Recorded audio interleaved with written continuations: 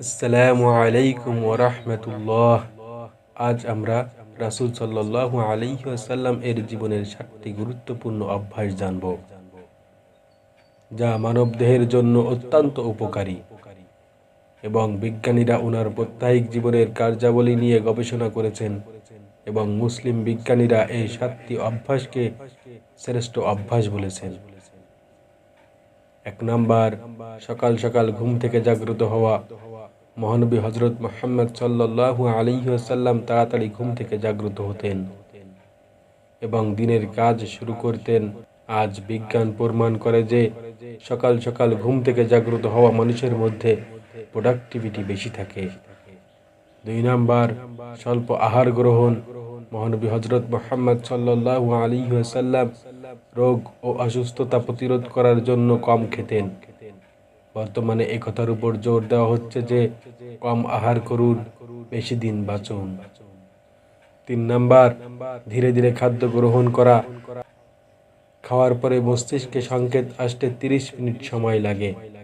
তাই অনেক সময় দেখা যায় যে ভরপেট খাওয়ার 30 মিনিট পরে মানুষের কাছে অস্বস্তি বোধ হয়। তাই পেট খালি থাকতে খাওয়া বন্ধ করা উচিত।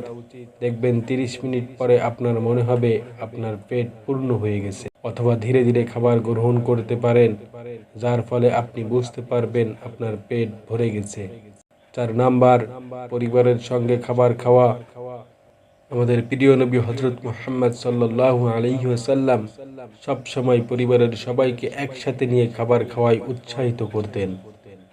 আজ বিজ্ঞান বলেছে পরিবারের সবাই একসঙ্গে খাবার খেলে অনেকাংশে মানসিক চাপ কমে যায়।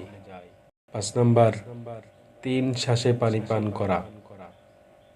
মহানবী সাল্লাল্লাহু আলাইহি ওয়াসাল্লাম 3 শ্বাসে পানি পান করতেন।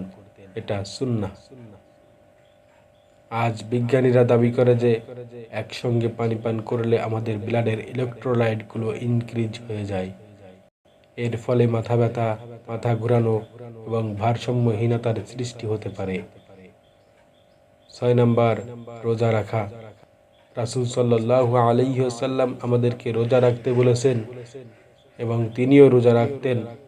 আজ বিজ্ঞানীরা বলেছে যে রোজা অত্যন্ত স্বাস্থ্যকর এবং শরীরের ক্যান্সার কোষগুলোর বিরুদ্ধে লড়তে সহায়তা করে। 7 নাম্বার, সুস্থ থাকা। ইসলামের 5টি স্তম্ভের মধ্যে 3টি মানুষকে শারীরিকভাবে ফিট এবং সুস্থ রাখে। নামাজ আদায় করাটাও একটা শারীরিক ব্যায়াম। বিজ্ঞান অবশ্যই আমাদের হৃদয় এবং মস্তিষ্ক সুস্থ রাখতে শারীরিক ব্যায়াম করার পরামর্শ দিয়ে থাকে। আল্লাহ তাআলা আমাদের সবাইকে তৌফিক দান করুন যেন আমরা রাসূল সাল্লাল্লাহু আলাইহি ওয়াসাল্লামের বর্ণিত এই 7টি বিধান গুরুত্বের সাথে মেনে চলতে পারি।